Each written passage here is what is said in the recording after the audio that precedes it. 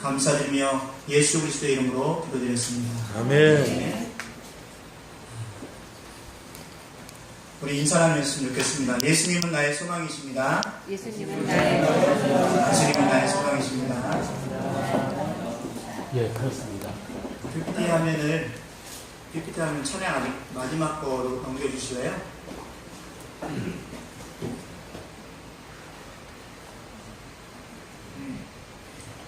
오늘 같이 보신 말씀 함께 읽겠습니다. 로마서 8장 19절부터 28절까지입니다. 로마서 8장 19절부터 28절까지 말씀드리겠습니다. 로마서를 펴놓으시고요. 같이 보도록 할게요. 8장 19절부터 28절입니다. 한 절씩 교독하겠습니다. 제가 먼저 읽겠습니다. 피조물이 고대하는 바는 하나님의 아들들이 나타나는 것이니 피조물이 영광이 되고 하는 것은 자기 뜻이 아니요 오직 굴복하게 하신 이로 말미암아 그 말하는 것은 피조물도 썩어짐의 종노릇한 데서 해방되어 하나님의 자녀들의 영광의 자유에 이르는 것입니다. 피조물이 다 그때까지 하나님께 성령 함께 공을 얻고 있는 것을 우리가 아니라 그뿐 아니라 또한 우리 곧 성령의 처음 익은 열매를 받은 우리까지도 속으로 탄식하여 양자될 것 곧 우리 몸의 속량을 기다리느니라. 우리가 소망으로 구원을 얻으시네 보이는 소망이 소망이 아니니 모든 것을 누가 바라리요. 만일 우리가 보지 못하는 것을 바라면 참음으로 기다릴지니라. 이와 같이 성령도 우리의 양심을 보시나니 우리는 마땅히 기도할 바를 알지 못하나 오직 성령이 말할 수 없는 하시로 우리를 위하여 친히 간구하시리라. 마음을 살피시는 이가 성령의 생각을 아시나니 이는 성령이 하나님의 뜻대로 성도를 위하여 간구하심이니라. 우리가 알거니와 하나님을 사랑하는 자 곧 그의 뜻대로 부르심을 입는 자에게는 모든 것이 공평하여 나뉘느니라. 아멘. 아멘. 오늘 말씀의 제목은 예수님 나의 소망이십니다. 다시 한번 저를 따라해 보시겠습니까? 저는 하나님 앞에서 자랑할 것이 아무것도 없습니다. 하나님 앞에서 자랑할 것이 아무것도 없습니다. 아무것도 없으십니까 정말? 네. 이영훈 목사님이 이렇게 얘기하셨다고 하시더라고요. 설교하실 때 항상 올라가서 나는 아무것도 아닙니다 이렇게 얘기하신대요. 근데 우리 이은자 전사님이 계신데 그 말을 들을 때마다 그게 마음이 너무 와닿는데요. 아무것도 아니에요. 그래서 저는 하나님 앞에 로마서 말씀 보다 보면 아브라함이 행위로 구원을 받았으면 자랑할 것이 있으려니와 그렇지 않기 때문에 하나님 앞에서 자랑할 것이 없다고 그러잖아요. 근데 우리는 자꾸 자랑할 것을 쌓아가더라고요. 근데 제가 그러면 나는 하나님 앞에 자랑할 것이 아무것도 없습니다 이렇게 해야 되겠다 이런 것들 좀 배웠습니다. 예수님은 나의 소망이신데요, 우리의 실제의 모습이 어떤지를 알아야 예수님이 소망이지 않겠습니까? 내가 잘 나가고 있는데 예수님이 소망이겠습니까? 아무것도 필요한 게 없을 건데 나의 모습의 실체를 봐야지 예수님이 필요한지를 우리가 알거든요. 그래서 사도 바울은 로마서 7장에서 우리의 모습의 실체를 이렇게 얘기합니다. 한번 읽겠습니다. 시작. 우리가 율법은 신령한 줄 알거니와 나는 주에 속하여 죄 아래 팔려든다. 우리가 아까 두 번째 찬양이 유월절 어린 양의 피로잖아요. 우리는 보혈 아래 있지만 사도 바울은 자신의 모습의 실체를요, 죄 아래 내가 팔렸다고 얘기합니다. 그러니까 저도 죄 아래 팔려있는 모습을 보게 되었어요. 어느 때 봅니까? 저희 아버님을 보면 제 모습이 보이고요. 저희 아버님의 과거를 쫙 보면서 저의 미래까지 볼 수 있거든요. 여러분들 다 부모님 보시면 여러분 보이시잖아요. 저희 아버님이 어떤 분이셨냐면 옛날에 복싱을 좀 하셨어요. 저희 아버님이 38년생이세요. 1938년생이신데 옛날에 복싱을 하시고 이정지하고 뭐 이런 이렇게 싸움꾼들이 계실 때 똘마니 비슷하게 겁날 출신이셨어요. 복싱도 하시고 기계체조도 하시고 운동을 좋아하셔서 학교도 가라고 하는데 고등학교만 졸업하고 안 가시고 군대 갔다 오시고 이제 결혼을 하셨는데, 아버님이 술을 너무 좋아하셔서 제가 새벽에 기억나는 기억들이 뭐냐면 새벽만 되면 늦게 들어오셔요. 그리고 아침 일찍도 출근하셔요. 이거는 굉장히 잘하시는데 새벽 늦게 들어오셔서 항상 하시는 것이 있어요. 언제 몇 시에 들어오든 12시에 들어오든 2시에 들어오든 3시에 들어오든 4시에 들어오든 항상 식사를 하셔야 돼요. 술을 드실 때 밥을 전혀 안 드세요. 술만 드시는 분이세요. 그러니까 집에 와서는 꼭 식사를 하시는 거예요. 근데 어떤 날인가 제가 어릴 때 자고 있었는데 아버님이 식사를 하시다가 마음에 안 드셨는가 사람을 바꾸시더라고요. 그래서 뭘 막 집어던지세요. 근데 저희 아버님이 좋은 거는 사람 때리지 않으셔요. 복싱을 배워서 어머니는 때리지는 않으시더라고요. 그러니까 폭력을 보고는 잘하지는 않았어요. 그 대신 던지고 그 벽을 치고 문을 차고 뭐 이런 것들은 보고 잘했어요. 그 모습이 저한테 있었을까요? 없을까요? 어떻게 하셨어요? 그게 다 있다고. 여러분 부모님 보시면 여러분의 모습이 보이지 않습니까? 그런 것이 아담이 죄를 범함으로 많은 사람이 죄인이 된 것처럼 우리도 우리 부모님이 죄를 범해서 우리 자녀들이 다 유전자를 다 타고나잖아요. 그래서 그 속성이 있는 것처럼 그 모습이 저에게 있는 걸 언제 알았냐면 중학교 때 제가 하는 모습을 저는 깨닫지 못했는데 어린애에서 결혼하고 나서 이렇게 깨닫게 되더라고요. 말씀을 보면서 집사람과 싸우면서 옛날에 내가 이랬지 하는 모습이 떠오르고 집사람이 이런 모습은 아버지랑 똑같아 라고 하면 그렇구나 라고 이렇게 깨달아지더라고요. 그러니까 그 죄 아래 제가 있다는 걸 제가 몰랐어요. 근데 하나님 만나고 나서 깨닫게 되는 게 중고등학교 때 그렇게 화가 나면 나도 모르게 문을 쾅 닫고 안 먹어! 막 이러면서 발로 뭘 차고 막 이런 모습이 내가 우리 아버지를 닮았구나. 그 죄를 내가 그대로 가져왔구나 이런 걸 깨닫거든요. 여러분 안 그렇습니까? 여러분 속에 가만히 생각해 보시죠. 내가 부모님 닮아서 똑같이 행동하고 있는 거 있잖아요. 저희 어머님이 어떤 죄를 또 가지고 계셨냐면 저희 어머님 굉장히 좋으신 분이에요. 저희 아버님 나쁜 분은 아니에요. 이렇게 죄를 얘기해 주시는 거예요. 그런데 어떤 것이 있었냐면 저희 어머님도 상당히 좋으신데 무슨 얘기를 많이 하셨냐면 어릴 때 아버님이 항상 이렇게 집안을 돌보지 않으셔요. 그러니까 무슨 말을 많이 하셨을까요? 자녀들에게 너희 아빠는 집안을 안 돌본다면서 돈도 안 가져온다면서 맨날 아버님 험담을 하셨어요. 그럼 제가 그걸 들으면서 우리 아버지는 집에 관심이 없는 사람이구나 이 생각을 하고 자랐다는 거죠. 그러니까 불평과 원망을 하나님께 쏟아놓으시긴 하는데 제가 어릴 때 저에게도 쏟아놓고 가족들에게 쏟아놓고 살아요. 그 모습이 우리에게 불쌍히 있다는 거죠.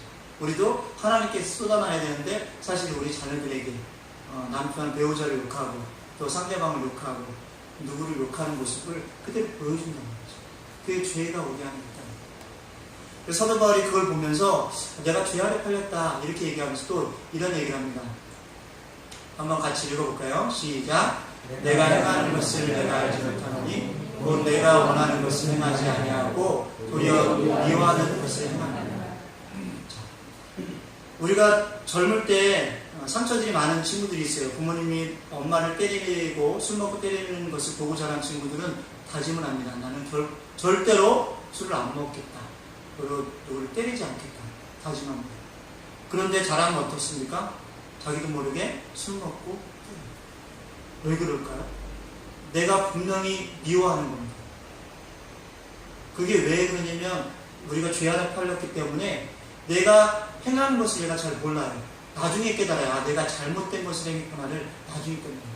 사도 바울이 그런 것들을 경험하는 거죠.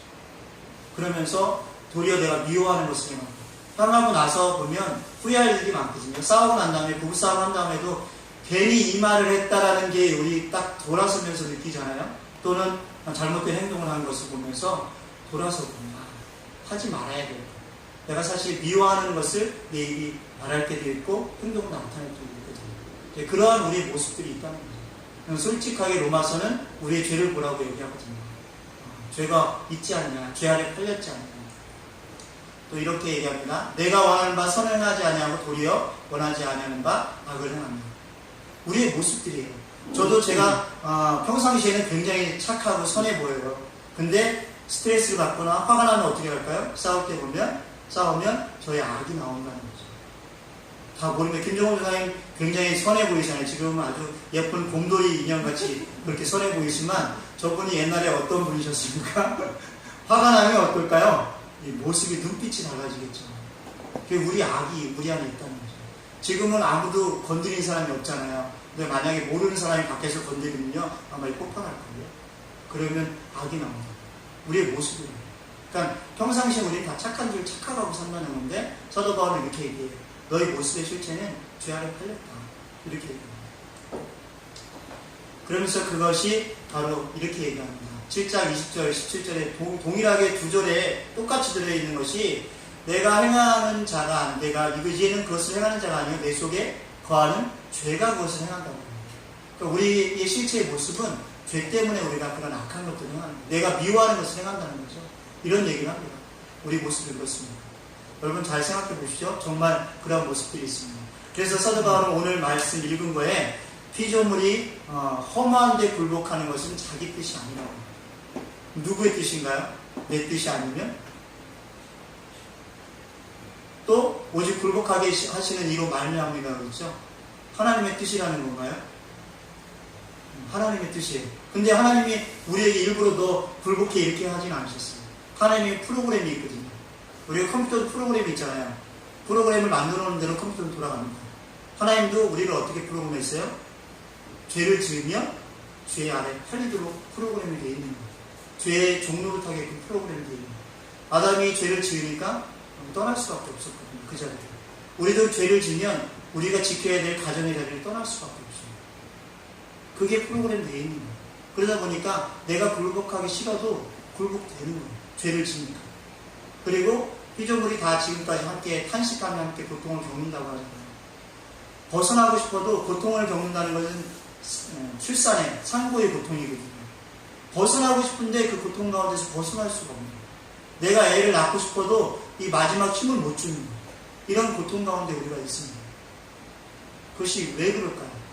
바로 우리가 앞에 본 것처럼 피조물인 청정물이 우리가 허무한데 굴복당하고 지금까지 함께 탄식하고 또 고통을 겪고 있는 것은 바로 죄 때문입니다. 우리 안에 죄가 있고 우리 내 속에 죄가 있고 그 죄를 내가 이길 수가 없기 때문에 사실 굴복당하는 겁니다.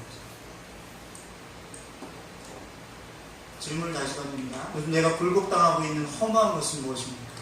그래서 우리 아이들에게도 물어봤어요. 허무한 것이 무엇이냐? 아이들은 뻔하죠. 게임에 굴복당하고 있잖아요. 게임. 하기 너무 재밌으니까 하다 보면 그것에 굴복당해서 시간 가는 줄 모르거든요. 근데 요즘 어른들도 어떻습니까? 뭐에 굴복당합니까? 스마트폰.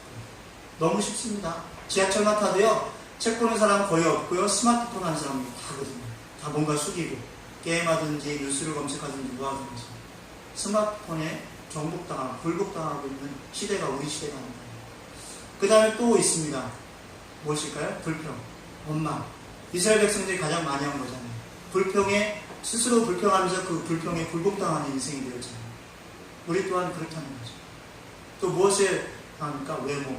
요즘 너무 외모지상주의잖아요. 예쁘지 않으면. 그래서 예쁜 걸 바라보다가 걸린 병이 거식증이잖아요.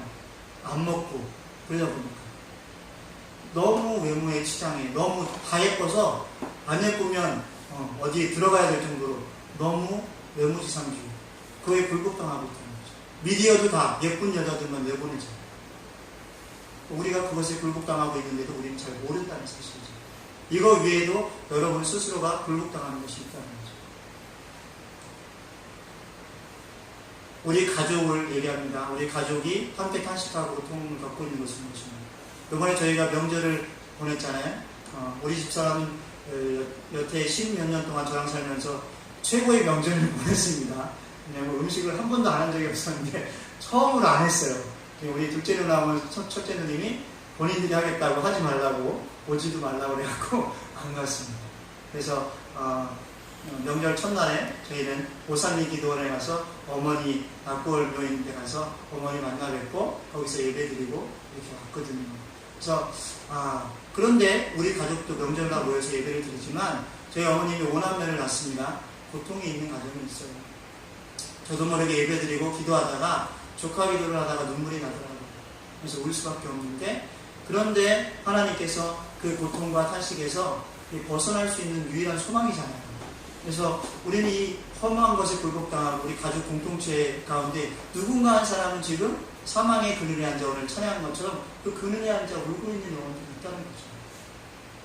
그렇기 때문에 우리에겐 소망이 필요합니다. 그 벗어날 수 있는 소망. 우리의 소망은 무엇입니까? 바로 굴복당하고 있는 그 허무한 것에서 벗어나는 것.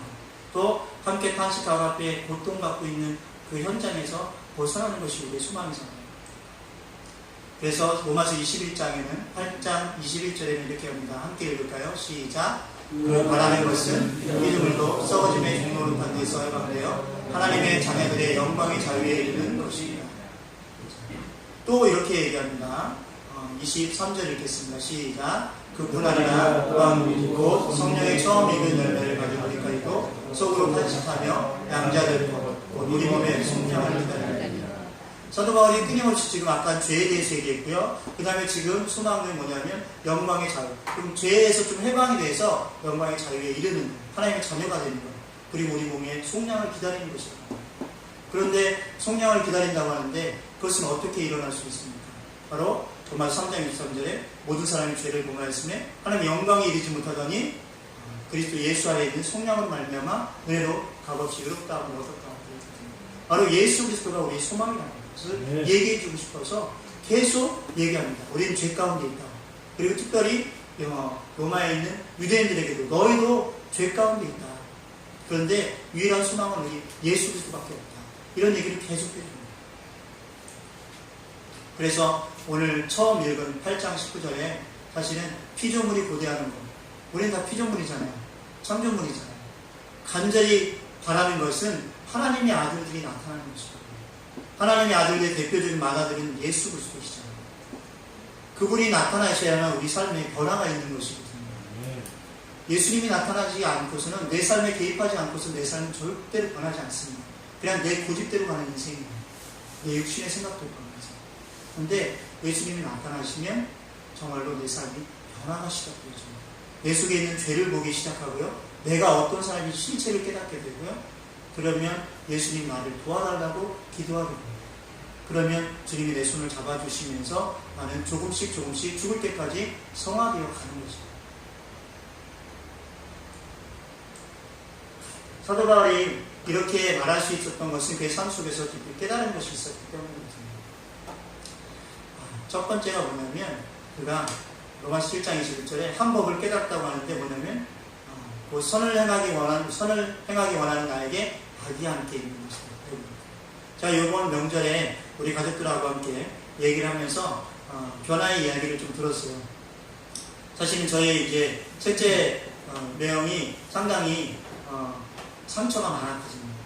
아버님이 군인 출신이라 학교를 많이 옮겨 다녔기 때문에 겉으로 표현을 못하지만 속에 상처가 많아서 그것을 포장하는 일들을 많이 했어요. 그러다 보니까 나중에 힘들고 스트레스가 쌓였을 때 그것을 누구에게 풀었냐면 자녀들에게 좀 풀더라고요.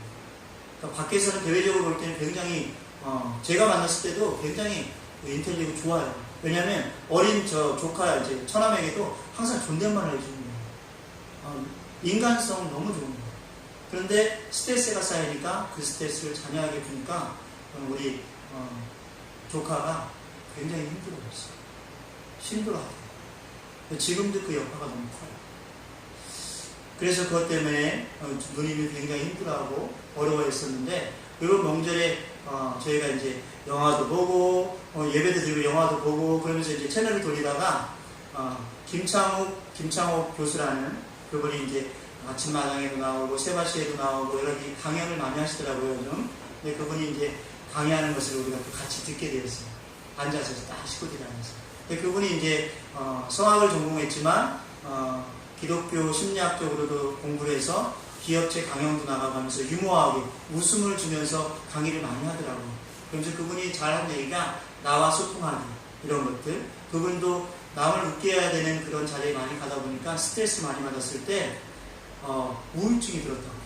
그래서 우울증이 들어서 그 자리를 떠나서 외국으로 가서 수도원 찾아가서 어떻게 해야 되는지 물어보고 했더니 그분이 수도원에서 본인하고 좀 대화를 하고 소통을 하라고 얘기를 하거든요. 근데 나하고 대화해 본 지가 오래된 거예요, 이분이. 남하고 소통하고 남을 웃기는 일로 많이 했었는데 자기랑 소통이 안 되니까 너무 답답한 거예요. 어떻게 대화할지도 모르고. 그런데 하루는 들에 나갔는데 들에서 가만히 걷고 있다 보니까 갑자기 그런 음성이 들리고 그런 말이 내가 너를 안다. 이런 얘기를 듣는 순간 그냥 눈물이 쭉 흘러내리면서 모든 것이 해소되는 느낌이 받았던 거예요. 그러니까 우울증이 너무 한 2번 정도 겪었는데 심할 정도로. 그러면서 자기가 연예인들이나 밖에서 웃기기를 원하는 웃음을 주고 이렇게 하는 사람들의 고통을 자기가 경험했다고 해요. 그러면서 자기가 강연할 때 무슨 일이 있었냐면 중간 타임에 서울에 사는 형님한테 전화가 왔대요. 자기가 지방에서 강연을 하고 있는데 아버님이 관전에 앉아서 병원에 갔는데 대장암 같다는 소리가 나온 거예요. 저 대장암이라는 소리를 듣고 쉬는 시간에 끝나서 다시 들어가야 되는데 들어가서 강연을 해야 됩니다. 자기는 또 사람들 웃겨줘야 됩니다. 그 순간 자기가 드는 생각, 내가 지금 뭐하고 있지? 이런 생각이 갑자기 무너진 자기 모습을 보면서 그런 모습을 보면서 그 사람이 얘기하기를 치장하는 것에 대해서 얘기합니다. 그 사람이 언제부터 그렇게 자기를 포장하기 시작했냐면 중고등학교 때부터 초등학교 때부터 엄마 아버지가 너무 싸우기 시작하니까 밖에 나가서 누가 안 좋은 얘기를 딱 하면 자기한테 그럼 또 안 좋은 가정사를 얘기하면서 안 좋은 얘기를 하면 포장해서 자기는 그렇지 않은 것처럼 더 남을 웃기고 그렇지 않은 표정을 짓고 이런 것들이 그때부터 가면을 쓰기 시작했다고 하더라고요. 근데 그런 얘기를 이제 딱 집에서 하는데 저희 실제명이 내가 그랬다, 나도 그랬다, 어떻게 그런 얘기를 하는지 그런 얘기를 하시는 거예요. 그러니까 저희 누님이 그런 얘기를 했거든요. 자기를 절대 볼 줄 모른다. 너무 가식적이다 이런 얘기를 했는데 그 얘기를 들으면서 내가 그랬다는 얘기를 하는 거예요. 그러니까 목장 모임을 김양재 목사님 교회를 다니시는데 작년 한 하반기부터 다니셨어요. 절대 안 나가시다가 여자 목사님이 절대 안 된다 하다가 나가시면서 올 초까지 굉장히 열심히 다녀요. 그 목자 목녀들이 고난이 굉장히 크시어서 그런지 듣고 거기 가서 또 두 분이서 털어놓고 집에서 싸우진 않는데 털어놓고 막 다 두 분이 각자 털어놓고 집에 와서는 털어놓지는 않는데 예전에는 털어놨으면 싸우거든요. 너 왜 그런 얘기 했냐고 그렇게 싸웠는데 지금은 그런 얘기 일절 안 하시고 털어놓고 끝이 집에 가면 아무 일 없었는 거죠. 근데 그렇게 말씀이 또 받아들여지니까 설교 시간에 김영희 목사님 말씀을 적으시고 누님이 얘기합니다. 근데 그런 얘기를 들었는데 TV를 보는 가운데 그 얘기를 들으면서 내가 저랬다면서 얘기를 하십니다. 근데 야 정말 마음이 알구나. 그러니까 자기 모습을 볼 줄 모르는 게 우리 인간이거든요. 근데 내가 그렇게 가면을 썼다는 얘기를 하시는데 야 하나님이 만져가시는구나 이 생각이 듭니다. 그러니까 악이 나이가 있다는 것을 오픈하시는 거죠. 쉽지 않거든요. 자녀들에게 내 죄를 오픈하고 성도들에게 내 죄를 오픈하고 가족에게 내 죄를 오픈한다는 건 쉬운 게 아니에요. 그런데 그거를 하고 있는 모습을 보면서 야, 하나님이 변화시켰구나 이런 생각이 듭니다. 그렇지만 우리는 어떻습니까? 변화돼도 여전히 내 마음속에는 다른 한 법이 나를 죄의 법으로 끌어당깁니다. 사도 바울이 하나님 만나서 변화됐지만 왜 이런 이야기를 쓸까요? 본인도 끊임없이 복음을 들고 나아가지만 속에서 싸우는 그 죄의 법과의 싸움을 자기가 보았기 때문이거든요. 그래서 사로잡아 가는 것을 내가 보았다. 또 뭐라고 합니까? 오라라는 공부한 사람입니다. 이 사망의 몸에서 누가 나를 건져낼 수 있을까? 나는 너무 비천하다. 이 사망의 몸에서 내가 나를 건져낼 수 없는 몸이라는 걸 깨달았다는 거예요. 그래서 그런 이야기를 하면서 바로 뭐라고 합니까? 우리 주 예수 그리스도로 말미암아 하나님께 감사합니다. 이거 세번역에서는요 하나님이 나를 건져주셨기 때문에 이 사망의 몸에서 나를 건져주셔서 내가 예수 그리스도로 말미암아 하나님께 감사한다고 그랬거든요. 그러니까 누가 건져내줄 수 있냐? 나는 건져낼 수 있는 사람이 없는데 예수님이 나를 건져주셨거든요. 그러면서 그럼에도 불구하고 그런지 나는 마음으로는 하나님의 법을 육신으로는 죄의 법을 섬기는 그런 연약한 존재임을 고백하고 있습니다. 그래서 사도 바울은 세 가지를 이 로마서 7장에서 얘기합니다. 세 가지를 깨달았다는데 첫 번째는 악이 나와 함께 있다는 겁니다. 그리고 마음으로는 하나님 법을 육신으로는 죄의 법을 내가 섬기고 있다는 겁니다. 그 실체가 나라는 거예요. 내가 아무리 거룩하려고 해도 나는 그런 존재라는 거예요. 그리고 내가 사망의 몸에서 나를 건져내실 분은 오직 예수 그리스도라는 거예요. 이것을 사도 바울은 얘기해주고 있습니다. 그래서 그는 19절 처음에 피조물이 고대하가는 바는 하나님의 아들들이 나타나는 것이다. 그래서 오늘 저는 여러분과 함께 주님이 이곳에 나타나기를 내 삶에 나타나기를 기도하기를 간절히 바랍니다. 그리고 이곳에 모이는 모든 성도님들이 그렇게 감동했으면 좋겠어요. 와서 제일 먼저 하는 것이 하나님 내 삶에 개입해 주십시오. 나는 주님의 피조물인데 주님이 나타나기를 너무나 사모합니다. 주님이 나타나면 해결되잖아요. 주님이 안 보이니까 우리가 할 수 없기 때문에 답답한 거예요. 예수님이 나의 소망이십니까? 예수님이 나의 소망이 되십니까? 소망이시다면 하나님은 이렇게 말씀하십니다. 뭐라고요? 함께 읽겠습니다. 시작. 우리가 소망으로 구원을 얻었으되 보이는 소망이 아니니 보는 것을 누가 바라리요? 만일 우리가 보지 못하는 것을 바라면 참음으로 기다릴지니라. 아멘. 뭐라고요? 참음으로 기다리래요. 예수님이 나의 소망인가 하면 참고 기다려요. 근데 우리가 제일 못하는 게 참고 기다리는 거잖아요. 뭔가 한 방에 뭔가 해결하고 싶은 마음은 많잖아요. 내가 뭔가 능력을 받거나 내가 뭔가 은사를 받거나 내가 뭔가 확 변화되어서 뭔가 달라지기를 원하잖아요. 저도 달라졌으면 했었거든요. 중고등학교 때 하나님 만나자마자 제가 허황된 꿈을 꿨거든요. 고등학교 2학년 때 하나님 만나자마자 저는 로또를 생각했어요. 어떤 로또? 서울대학 가게 해주세요. 공부를 하나도 안 하면서 서울대학 가게 해주세요. 이런 허황된 꿈을 꾸더라고요.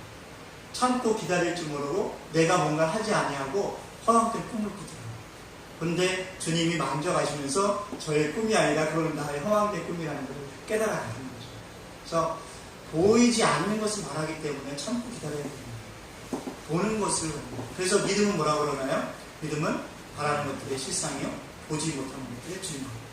선진들이 이로써 많은 증거를 얻었다고 하잖아요.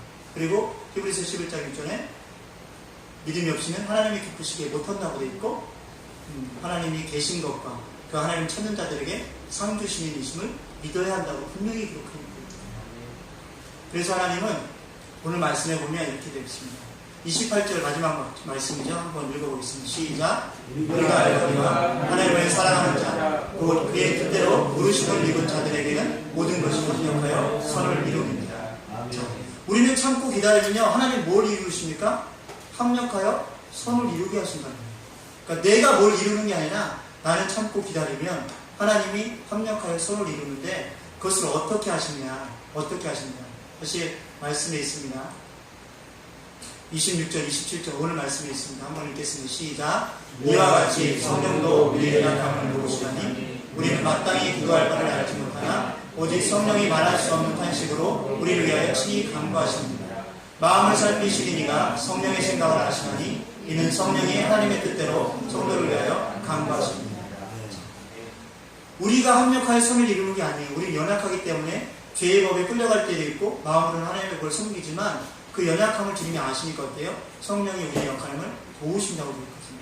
우리가 참고 못 기다리니까 하나님이 대신 우리가 기도할 수 없을 때 성령의 탄식으로 우리를 위해서 기도하십니다. 그리고 또 하나님이 마음의 생각을 아시니까 하나님이 친히 하나님의 뜻대로 성도를 위하여 간구하게 해주십니다. 이런 일들을 통해서 무엇이 일어납니까? 실제로 합력하여 선을 이룬다는, 저는 옛날에 그냥 무조건 합력하여 선을 이룬다 이 말씀 외우고 다녔거든요. 그래서 저는 좋은 것만이 협력해서 선을 이루는 것이라고 생각했어요. 그냥 참 어리석죠. 근데 오늘 이제 큐티 말씀에 보면 9장 17절 18절 말씀입니다. 한번 읽어볼까요? 시작. 성경이 바로에게 이르시되 내가 이 일을 위하여 너를 세웠으니 곧 너로 말미암아 내 능력을 보이고 내 이름이 온 땅에 전파되게 하려 함이라 하셨으니 그런즉 하나님께서 하고자 하시는 자를 긍휼히 여기시고 하고자 하시는 자를 완악하게 하시니라. 이 말씀 제가 보면서 뭐가 느껴졌냐면 하나님이 바로를 애굽왕 바로를 세우셨대요.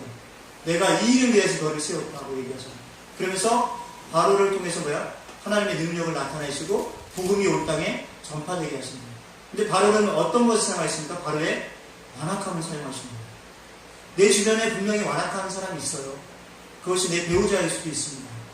근데 그 완악함이요, 뭘 만났습니까? 하나님의 긍휼하심을 만났어요. 그래서 모세를 온유하게 만들었어요. 완악함과 온유함과 긍휼이 연합이 되어지니까요, 하나님의 출애굽이 이루어집니다. 그것이 하나님의 선이라는 거죠. 나에게 고통스러운 일이 있잖아요. 나에게 감사한 일도 있다는 거예요. 그것이 연합되어져서 하나님의 선을 이루어갑니다. 내가 고통만 있다면 어떻게 하나님께 나아갈 수 있겠습니까?